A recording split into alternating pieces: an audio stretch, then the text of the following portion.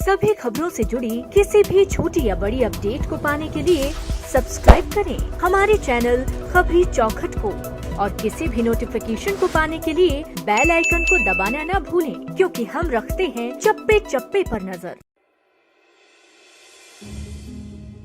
दुनिया में ऐसी कई बातें हैं जिनके बारे में आप शायद ही जानते हो। आज हम आपको एक ऐसी ही विचलित बात बताने जा रहे हैं जो उन लोगों से जुड़ी है जो रहते तो हमारे बीच हैं, लेकिन हमसे अनदेखे और छुपे हुए हैं। आपको ये जानकर हैरानी होगी कि भारत में किन्नरों का इतिहास 4000 साल से भी पुराना है, यानी करीबन महाभारत के समय का। इतने सालों से एक ही जमीन पर होने के बावजूद भी उन्हें बराबरी का दर्जा नहीं मिल पाया। किन्नर भले ही हमारे बीच रहते हों, लेकिन फिर भी हम उनसे जुड़े पहलुओं को ही जान पाए हैं जो सीधा उनकी जिंदगी से जुड़े हैं। तो ऐसे में इस खास रिपोर्ट में हम आपको बताने जा रहे हैं किन्नरों से जुड़े वो रहस्य जो आश्चर्यचकित कर देने वाले हैं। दरअसल किन्नरों की परंपराएं हिंदू धर्म की ही होती हैं, लेकिन उनके गुरु मुस्लिम होते हैं। अगर आपने कभी देखा हो तो सभी किन्नर हिंदू धर्म को फॉलो करते हैं, लेकिन जहां बात उनके गुरु की आती है तो वो मुस्लिम होते हैं। हमें पूरी उम्मीद है कि आप इस बात को बिल्कुल भी वाकिफ नहीं होंगे।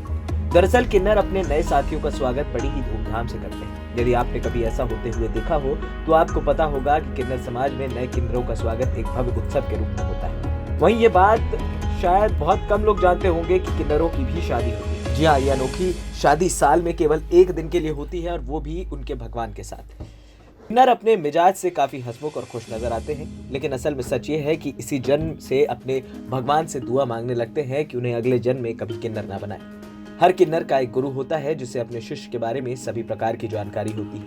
यहाँ तक कि ये भी कहा जाता है कि किन्नर के गुरु को पता होता है कि उसके शिष्य की मृत्यु कब होगी। किन्नरों का भी एक गोल्डन एरा था, जहाँ किन्नरों को मुगल साम्राज्य में सबसे पहले अहमियत दी गई थी। वहीं किन्नरों को महिलाओं के हरम की रक्षा की जिम्मेदारी दी जाती थी। मुगल साम्राज्य का मानना था कि किन्नर हमारे समाज का एक अहम हिस्सा है और इसलिए उन्हें इतनी बड़ी जिम्मेदारी सौंपी गई।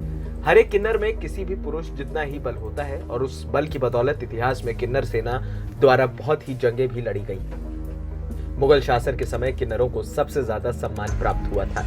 किन्नर उनकी कई सेनाओं के जनरल भी थे, तो कई रानियां के पर्सनल बॉडीगार्ड। तो इस खास रिपोर्ट में देखा और समझा आपने कि किन्नरों का ये रहस्य बहुत कम लोग जानते हैं। ये सभी कुछ ऐसी जानकारियां हैं जिनके बारे में लोगों को कम ही पता है। किन्नरों को भले ही आज के समय में थर्ड जेंडर का दर्जा मिल गया हो, लेकिन फिर भी उन्हें समाज में वो इज्जत अब तक नहीं मिल पाई है जिसके वो हकदार हैं। तो हम यही कह सकते हैं कि जहां भी आपको किन्नर नजर आए, उनके साथ बड़े ही अदब और अच्छे से पेश आए। खबरी चौखट से अभिलाष पांडे की रिपोर्ट।